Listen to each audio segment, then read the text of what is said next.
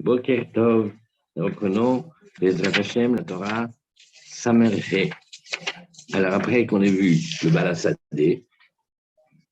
Balasadé, il cueille, il fait des bouquets, il ramasse des fleurs, des roses, et il fait des bouquets. Et de quoi il s'occupe? Il s'occupe des âmes. Il s'occupe des âmes qui sont là, des âmes qui sont sorties, des âmes qui ont du mal à rentrer.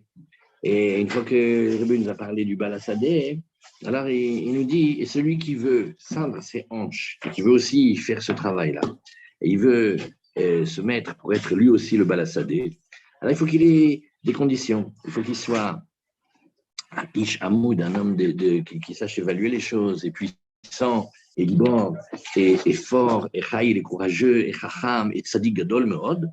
Et il dit pourquoi? Parce qu'il faut être très très grand et très fort pour s'occuper de ramener les âmes des béné Israël et de les amener vers leur tahlit, de les amener vers ce pourquoi ils ont été créés, qu'est-ce qu'ils ont à faire ici dans ce monde.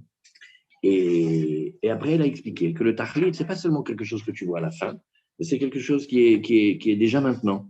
Et ici, je te trouve la page. Mais pour qu'ils sachent voir la finalité et le but, la création de chacun, il faut que ses yeux soient éclairés. Comment ils sont éclairés, ces yeux? Par la volonté et par les mitzvot et la Torah que fait chacun. Quand nous, on fait ici, alors on éclaire les yeux du Balasadé, de celui du chant, et il arrive à nous aider, à nous amener vers le Tahlit. Et Vézépirouche Vayomer Boaz. Alors, je crois que maintenant, on va reprendre à Vézépirouche Vayomer Boaz. On est ici. Et ici, là, on va ici, Vézépirouche. Boker Tov. Alors, on a vu ici, on va reprendre à partir de là. Alors, après, il a expliqué aussi le bitoul. Ça veut dire qu'à un moment, et dans la tefila, quand on arrive à faire de la tefila, ça veut dire que même à la fin de la tefila, on se rappelle encore du début des premiers mots de la tefila. Alors là, la tefila, elle est à sa place, elle est très, très, très forte. Et il explique une certaine manière d'être baki berasso veshov, une nouvelle manière. Comment est-ce qu'on doit être un grand connaisseur, savoir, et comment, quand on s'approche d'Hachem, quand on se recule. Et c'est quand on goûte des moments comme ça d'extase de la tefila ou dans la proximité avec Hachem. Après, quand on revient, alors il y a aussi un savoir-faire, comment on doit faire. C'est que quand on est de ce niveau-là, alors on ne sent plus les épreuves, on ne sent plus les souffrances. Et quand on revient, on ressent de nouveau les souffrances. Et qu'est-ce qu'on gagne? On gagne qu'il nous reste ce qu'on appelle le réchimo, il reste la trace. Et c'est cette trace-là qui nous fait avancer. Et qu'est-ce qu'elle va faire? Qu'est-ce que ça va donner? Ça va donner ici une itrachout dans la Torah. On va découvrir des passages de la Torah, des manières de la Torah qui nous étaient inconnues et que nous, à cause de ces difficultés-là, on va savoir les voir et les dire. Et donc, ça adoucit après les épreuves. Voilà, ça s'appelle Eritz Perimalcha. On a vu le Brit Melach. Voilà, on va reprendre à Haute Vav, ici. Allez, on y va, les amis. L'écoutez Moharan dans la Torah Samerhe et nous reprenons ici à Haute Vav. Alors, Vabala Sadéana, Keshenav Meirot, Bebrinat Sadé Sofi. Alors, on a parlé de notre Balasadé. Le Balasadé, c'est lui qui sait s'occuper des âmes. Et il sait ramener les âmes qui ont été égarées et qui sont sorties de leur jardin, c'est-à-dire qui sont sorties du Éden, et il les aide à trouver leur chemin pour revenir. Alors, mais pour ça, il a besoin que ses yeux soient éclairés. Ses yeux, ils sont éclairés comment? Par nous. Quand nous, on veut, quand nous, on fait, ici, alors on éclaire les yeux de ce Balasadé, de celui qui a le champ, et il arrive à être Sadé de Sophim, il nous éclaire, il nous amène, il nous aide à aller vers notre chemin. Et alors il arrive à voir si la personne, là où elle est proche de ce pourquoi elle a été créée, ou si elle est loin. Et s'il voit, comment il voit?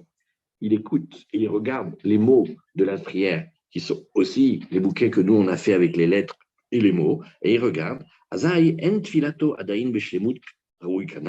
Et tant qu'on ne sait pas Pourquoi on est là? Qu'est-ce qu'on doit faire? Et vers où on avance? Alors, ça peut être que la prière, elle n'est pas encore à sa place vraiment. Il n'arrive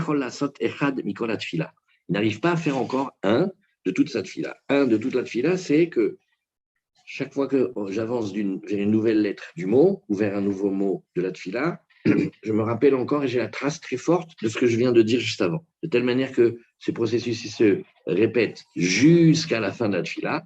Et là, la prière, elle est un. Pourquoi elle est un? Parce qu'elle contient tout. Tout ce qui a été dit reste encore là. Et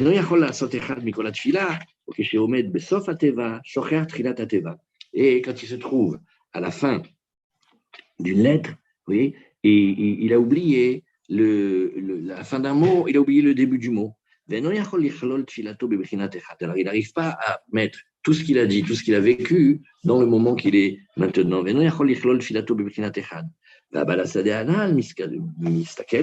Qu'est-ce qu'il fait le balasadé? Il regarde, il observe bien, bien, bien, ou mevio et la tachlit, et il amène vers le tachlit. Vers le tachlit, ça veut dire il lui apprend à se dégager de ses sens, et quand ses sens ils sont comme endormis, alors il arrive à percevoir quelque chose. Et là, quand il perçoit, il sait là où il doit être. Il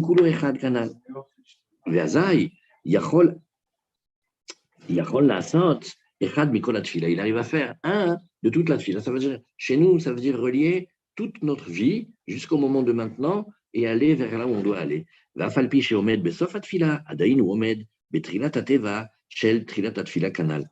Entre nous, il y a la même chose aussi avec l'étude. Il y a un Tosfot dans la Masechet Eruvin qui parle, il fait comme Radio Nostalgie, il dit bah, avant, mais le cœur qu'on avait avant, mais tu sais comment il était large, c'est-à-dire la capacité qu'on avait de se mettre dans la Torah et de comprendre et de l'assimiler et de la vivre, c'était grand comme l'ouverture du Echal, l'ouverture du Oulam. Ça veut dire que tu vas dans le Beth Amikdash et il y a des palais, et il y a les portes de ces palais, et il y en a une, elle est très très grande, voilà comment c'était leur cœur. Et nos cœurs à nous, et il parle déjà d'il y a bien longtemps, nos cœurs à nous, c'est comme le chat d'une aiguille. Tu vois, quand tu prends l'aiguille et tu essaies de mettre le fil dedans, tu vois, comme les tailleurs, il dit voilà comment ça. Et Tosfot, il dit oui, alors tu vois, il y a des plantes, elles s'appellent les fleurs digitales. Pourquoi on les appelle digitales? Parce qu'elles sont longues comme ça, elles sont comme un cornet, et dedans, il y a le pistil. Et quand tu appuies dedans, tu vois, tu appuies dedans, ça fait comme une éponge. Ça fait la trace pendant une seconde et après, ça ressort.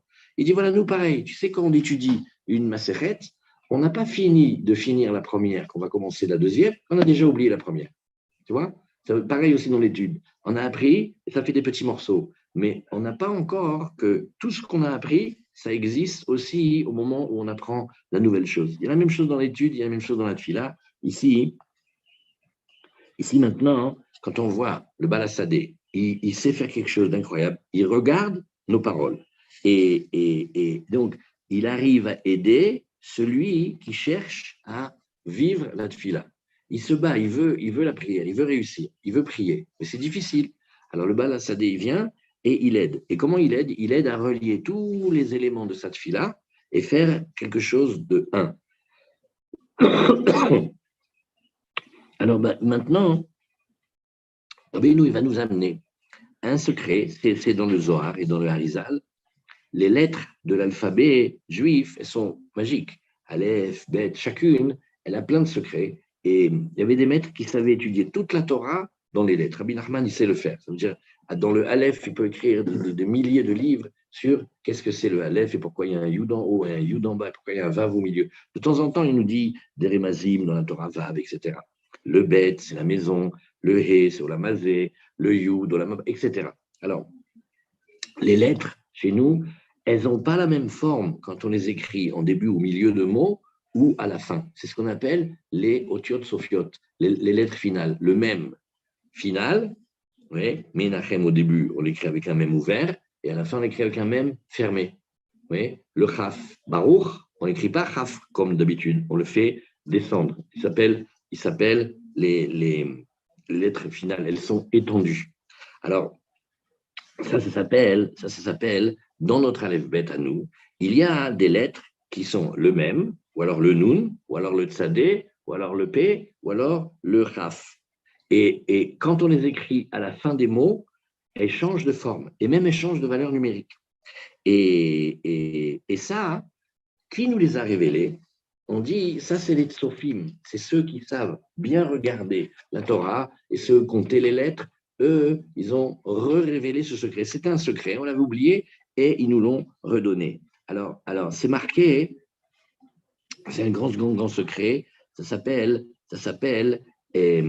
quand ils sont à la fin de la tfila, alors on veut qu'ils aient aussi la trace du début de la prière, comme si la fin de la parole, elle tenait compte aussi du début de la parole. La fin de la vie, elle tient compte du début de la vie. La fin de l'étude, elle tient compte du début. Comme ça, tout ne fait que un.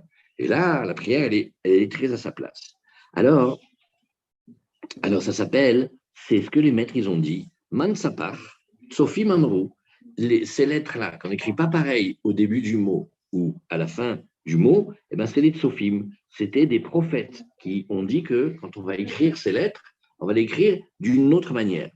Et donc, elles ne sont pas pareilles quand elles sont en début ou en milieu de mot que quand elles sont à la fin du mot. Ou Masik Sham, Shat Sophim Tiknu, Hei Betrilat Teva, Vei Besof Teva. Et qu'est-ce qu'ils ont fait? Ils ont fait quelque chose d'extra. Ils ont dit, cette lettre-là, quand elle est en début de mot, tu l'écris comme ça. Cette lettre-là, quand elle est en fin de mot, tu l'écris comme ça. Oui, et elle s'appelle Mansapar. Donc, si vous comptez, il y a 5. Mem, Nun, Sadeh, Fe, Chaf. Ils ne sont pas dans l'ordre exprès. Alors, Sofim, Zebechinat, Balasadeh. Maintenant, Rabbi Nachman, il va habiller ces secrets qu'il nous a dit jusqu'à présent dans ce passage-là. À savoir, les Sofim, ceux qui savent voir, c'est rien d'autre que le Balasadeh. C'est lui qui scrute et il observe et il examine les paroles des gens et leurs prières, ça veut dire leur volonté, et il veut les amener vers leur tahlit, ce pourquoi ils ont été créés. Il veut les ramener à leur racine.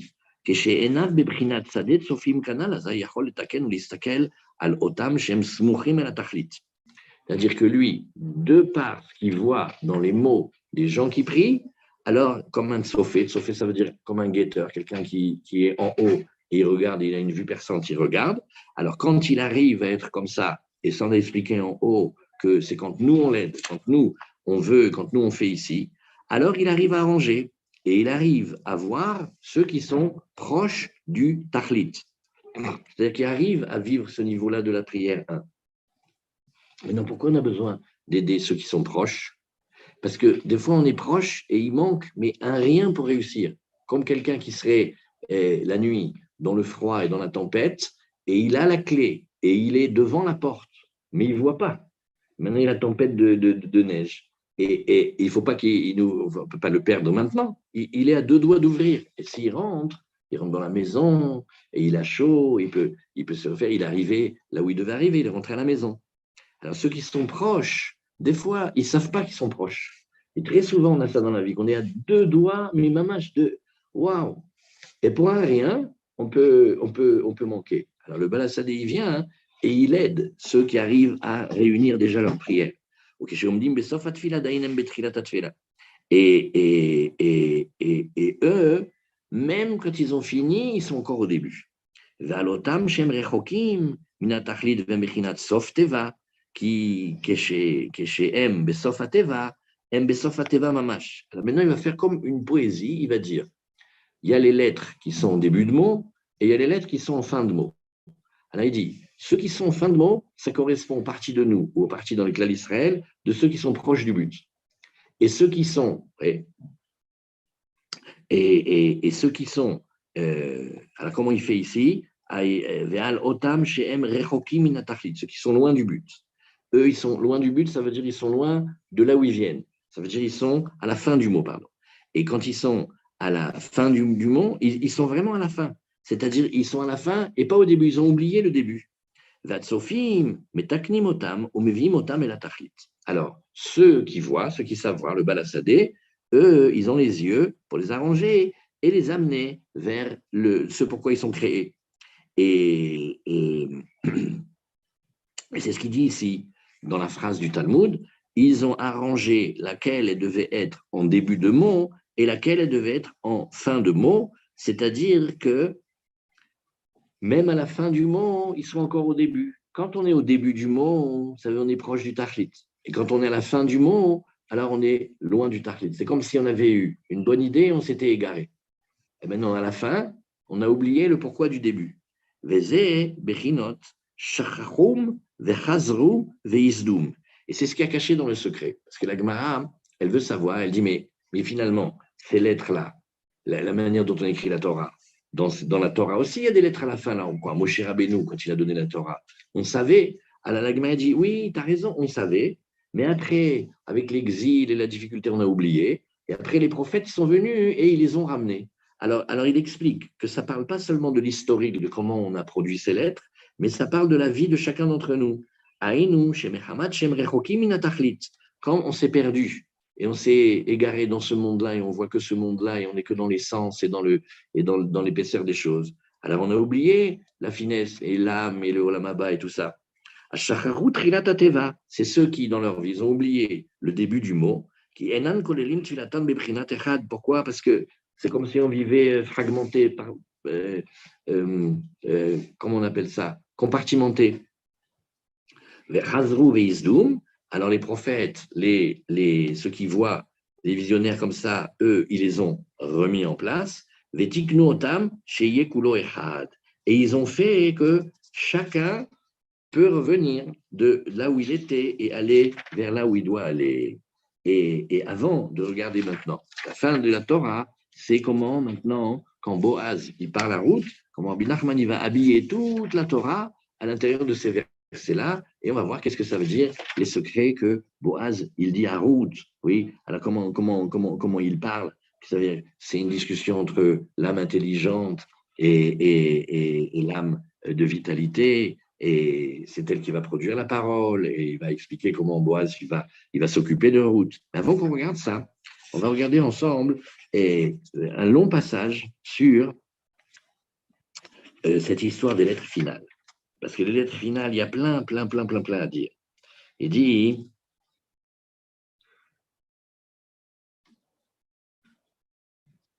voilà.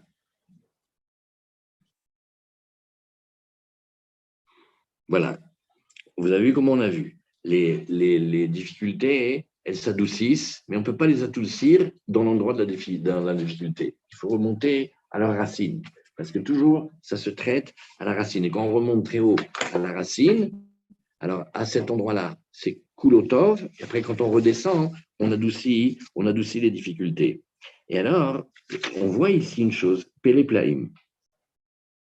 Si jamais, le Alénou, Shem Ishmor, on a quelqu'un a des épreuves, c'est-à-dire des souffrances.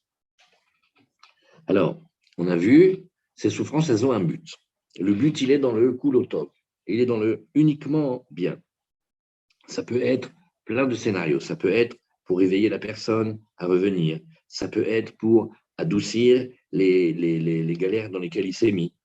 Et alors, quand on commence à penser comme ça, c'est-à-dire comme les vieux juifs ou les vieilles juifs, c'est-à-dire c'est en rapport avec nous ce qui se passe, alors il arrive à aller plus loin dans sa pensée et il arrive à se poser des questions sur le sens de la vie, vers où il va, qu'est-ce qu'il va laisser, qu'est-ce qu'il aura fait, qu'est-ce qu'il a construit. Et petit à petit, il voit qu'en vérité, toute la lecture de sa vie, elle amène et elle est toute irriguée du bien d'Hachem. Et alors, qu'est-ce qu'il voit? Il arrive à se détacher des perceptions habituelles sensorielles. Et qu'est-ce qu'il fait? Il arrive à fermer les yeux, comme on a vu, pas fermer les yeux complètement, mais se concentrer pour voir le point, c'est-à-dire il arrive à ne pas voir ce qu'il y a autour. Et ce travail-là, on voit, il est ponctuel. On ne peut pas le faire tout le temps, sinon l'âme, elle veut quitter le corps. Alors, on fait des allers-retours. Ça s'appelle Baki Veshov. Et alors, quand il revient, de nouveau, il ressent.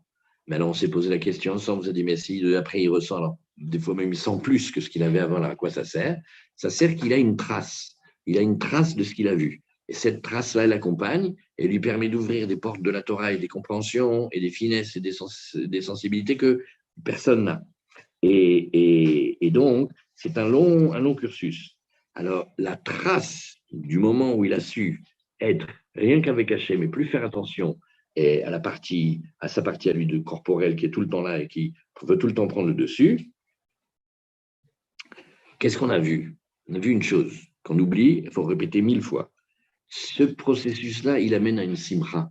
Il y a une joie qui vient d'une joie qu'on a connue. C'est-à-dire que chaque joie, en vérité, elle nous rappelle un moment de très, très, très, très, très, très grande joie. Et toutes les autres petites joies, elles nous rappellent cette grande joie.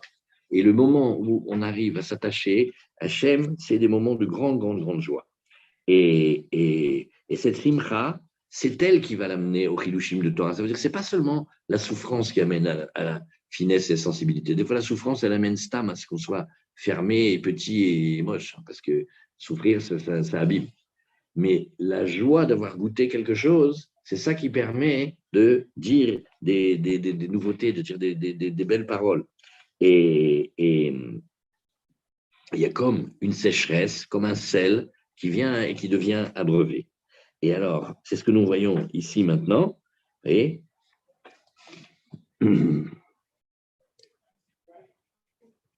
voilà. Alors, pareil aussi, maintenant, on fait un petit passage.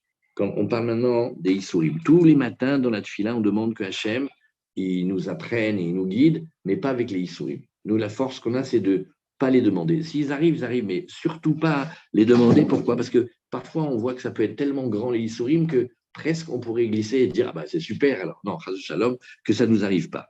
Et les Issourim de Ahava, les maîtres, ils ont appris, ils te disent, il y en a, c'est des épreuves d'amour. Et comment on voit que c'est des épreuves d'amour? Ça fait mal pareil? Il dit non, parce que les Issourim d'amour, ils te laissent avec ta prière et ton étude. Ça veut dire que c'est un souci ici ou là, mais tu n'es pas empêché de prier ou d'étudier. Ça s'appelle des épreuves d'amour. Et parce que si jamais il est touché tellement qu'il n'arrive plus ni à prier ni à étudier, alors ça c'est une grande, grande, grande souffrance. Et c'est ce qu'il dit ici. Il dit, oui, le Ratso Vachov, ça veut dire et garder comme la trace de la joie de ce qu'on a connu. Et cette joie, elle nous accompagne, c'est elle qui fait les Hidushé et Torah. Voilà. Qu'est-ce qu'on a vu encore?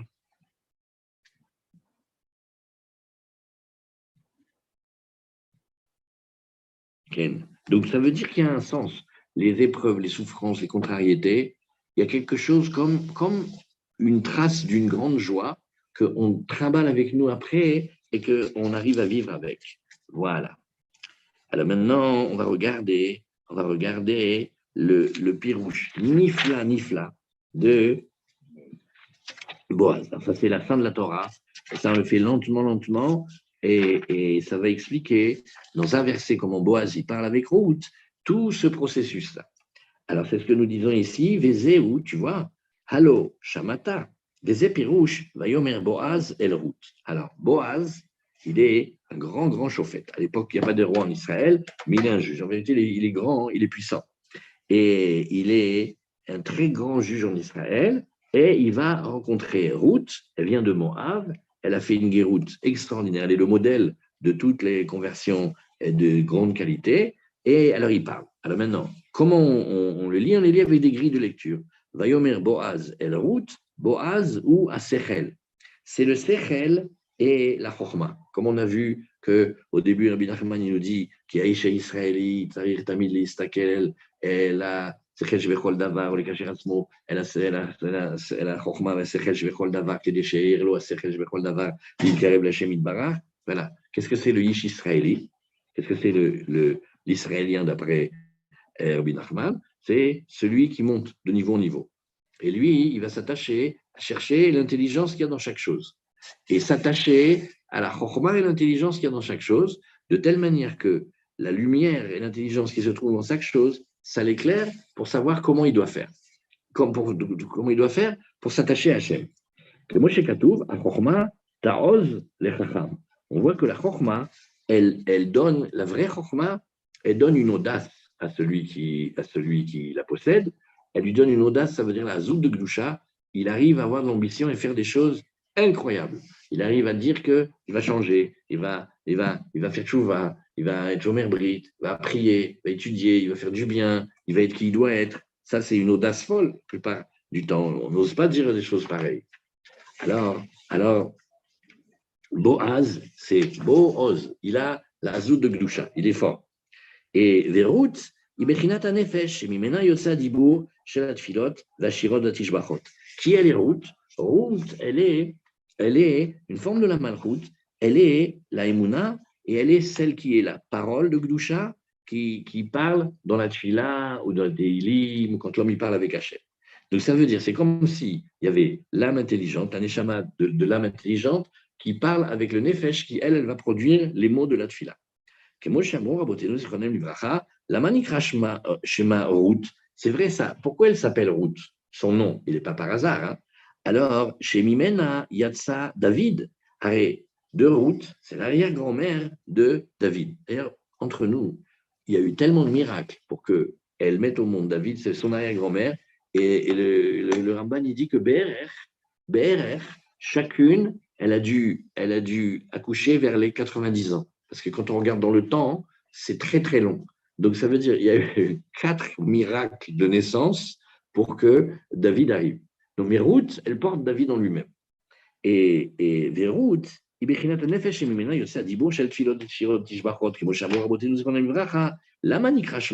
pourquoi elle s'appelle Ruth?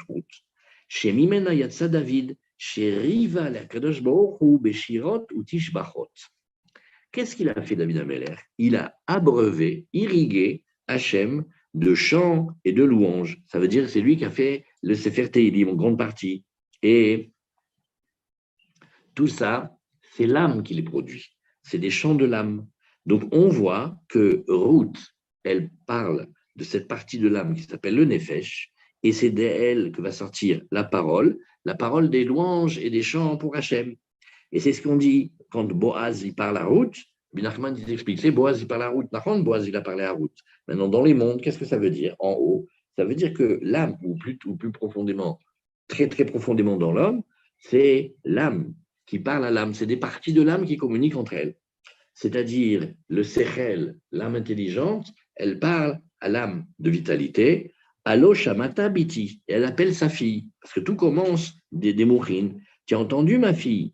Qui a nefesh, il bat à sechel. Parce que l'âme, elle est la fille de l'intelligence. Alors ça, on prend le temps de regarder pourquoi est-ce que le nefesh, elle s'appelle la fille de la chokma. Pourquoi? Alors, il faut regarder dans Hayemoar. C'est un passage extra. Il dit, Pa'am achat amar, kol Torah yesh la maaseh. Chaque enseignement de Torah, il a son acte. Il doit déboucher sur un acte. Il donne quelque chose à faire. Et il a commencé à prendre comme exemple, voilà la nôtre, celle qu'on étudie aujourd'hui, c'est-à-dire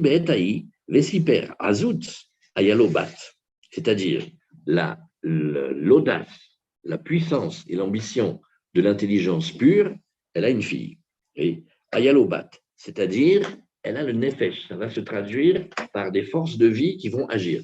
Donc ça commence comme ça. Tu as un projet. Tous tes copains ils vont te dire, bon alors toi on savait que tu étais fou, mais là, maintenant on a la preuve. Mais venir en Israël, mais se marier, mais étudier la Torah, mais aller à Oumad, bon, ça veut dire on savait que déjà tu étais... Cette force-là, tu vas faire une fille. C'est quoi cette fille? C'est que dans ton âme, même ton âme animale, ton âme de vitalité, elle va te créer des actes. Ce n'est pas seulement une parole que tu vas dire, mais tu vas la créer, tu vas la faire ta choule, tu vas la faire tu vas le faire ton Shabbat, tu vas le faire tes invités. Mais maintenant, il faut qu'il y ait quelqu'un qui le fasse et qui travaille ici. Hein. Il faut des courses, il faut la table, il faut cuisiner. Maintenant, tu as eu l'idée. L'idée, elle est folle. C'est une audace. Mais il faut que ça se traduise dans l'acte. Alors, c'est l'idée qui parle à l'action et c'est 2 parties de toi dans ton âme. Et Veshalcha, El Amaim, et Lishov, El Akad. Et bon, alors, comme souvent il a fait Rabbi Nachman, il n'a pas voulu raconter plus. Mais Hamad Shekvar, il dit la Torah, il avait déjà dit toute la Torah qu'on apprend maintenant. Bebiwar likutim bier, she'azut, merumezet al boaz, sheshmo more al bo azut. Il y a une audace qui s'appelle l'audace de la sainteté. Celle-là, il faut prier pour l'avoir. Et Rabbi Nachman, il dit, dans le même sens, il dit, mais il y a une azout qui est une effronterie insupportable, la chutzpah méchante et mauvaise, et il n'y a que la prière qui peut t'aider à faire la différence entre les deux. C'est-à-dire, il y a des fois, il faut avoir une grande gueule, et c'est pour défendre la Torah et pour défendre le bien. Et il y a des fois, il faut savoir se taire et encaisser. Comment tu fais la différence que la prière? Parce que c'est trop fin comme différence. Mais tous les matins, on le lit, Ve'az Kanamer, oui, Gibor Kahari. Il faut être Az comme le. C'est un animal. On ne peut pas imaginer la puissance qu'il a. Il attaque tout le monde a peur de lui, même qu'il est plus petit que les autres. Ce n'est pas la panthère, c'est un autre truc. Et il a une azout, il n'a pas peur d'aller prendre des projets qui ont l'air impossibles dans la Gdusha. Et l'autre côté, oui, azout panim, le gainam. De l'autre côté, le même mot, mais quand il n'est pas bien tourné, c'est directement pour l'enfer là-bas. Maintenant, comment elle s'appelle la fille de celui-là? Elle s'appelle Ruth. Elle, et voilà, et Ruth, elle va amener beaucoup, beaucoup, beaucoup de douceur dans le monde parce qu'elle va amener David. Entre nous, David, il n'a pas eu un instant tranquille de toute sa vie. D'abord, on lui a fait, quand on a commencé à vouloir lui faire les chidoukh, il avait déjà 26 ou 28 ans, c'est-à-dire personne ne voulait de lui. Son père, il le cachait parce qu'il était roux. Et nous, on avait peur des rouquins depuis Esav.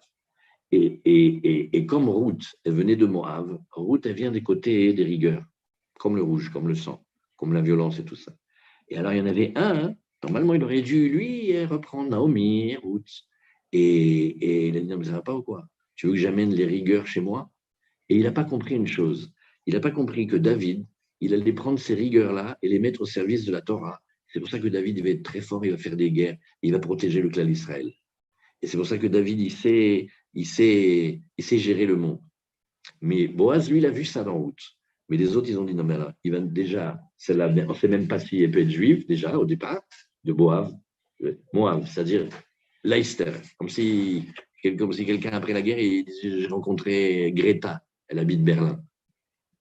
Il est fou. Ça ne nous suffit pas ce qu'on a passé, mais encore nous amener mais il est fou, celui-là. Et en vérité, c'était une âme pure. Et Hachem, il a attendu des siècles jusqu'à ce qu'elle naisse.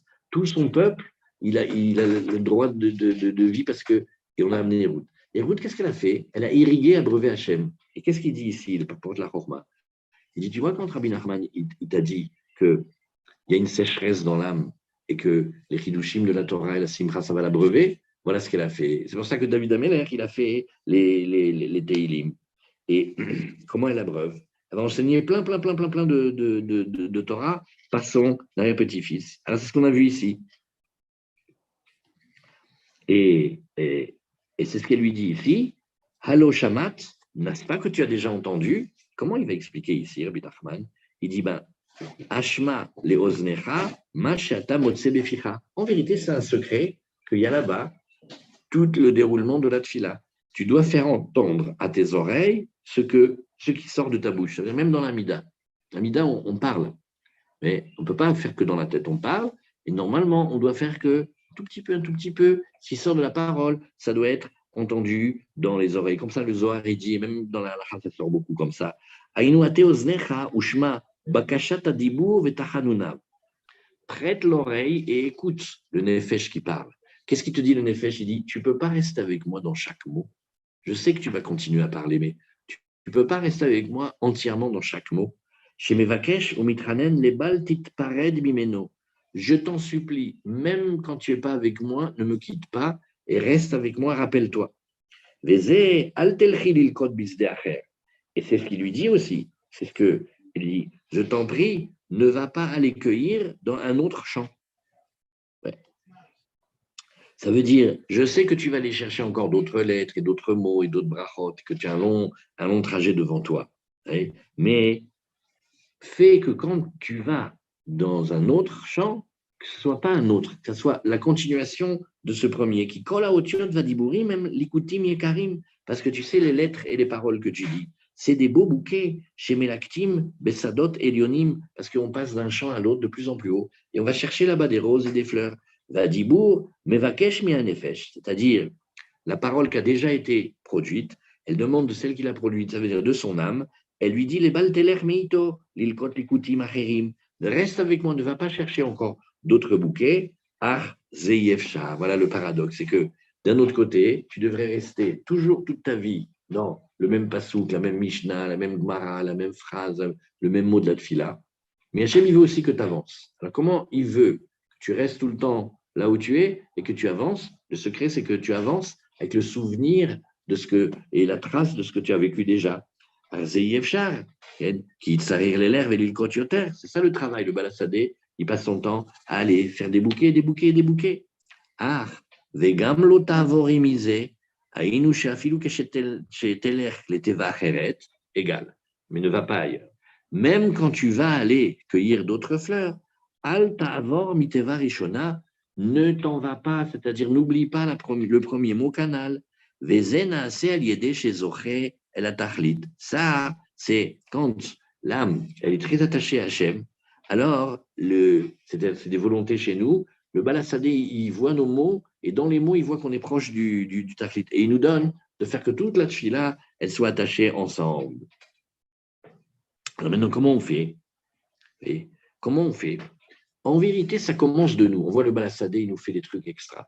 Mais ça commence de nous, et c'est que dès qu'il y a quelque chose chez nous, comme une contrariété, une épreuve, une souffrance, de là, c'est nous qui mettons en marche comme le mécanisme de vouloir revenir vers Hachem ou de dire que bon, alors ça s'appelle, ça va atténuer, ça va adoucir.